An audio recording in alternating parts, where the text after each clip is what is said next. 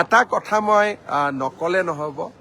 দেভোচতো অসমৰ বাগৰুম্বাৰ আলোচনা যাকে য'ত লগ পাইছো মোক সকলোৱে বাগৰুম্বাৰ বিষয়ে জানিব খুজিছে সকলোৱে বাগৰুম্বাৰ আলোচনা কৰিছে আৰু সকলোৱে এটা কথা মুখে মুখে যে চীনত যি অলিম্পিকৰ উদ্বোধনী হৈছিল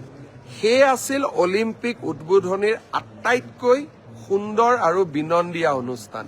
সকলোৱে এতিয়া কৈ আছে যে বাগৰুম্বা অনুষ্ঠানে চীনৰ অলিম্পিক উদ্বোধনী অনুষ্ঠানকো পিছ পেলালে আপোনালোকে জানি আচৰিত হ'ব প্ৰধানমন্ত্ৰী ডাঙৰীয়াৰ টুইটাৰ প্ৰধানমন্ত্ৰী ডাঙৰীয়াৰ ফেচবুক প্ৰধানমন্ত্ৰী ডাঙৰীয়াৰ ইনষ্টাগ্ৰাম প্ৰধানমন্ত্ৰী ডাঙৰীয়াৰ ইউটিউব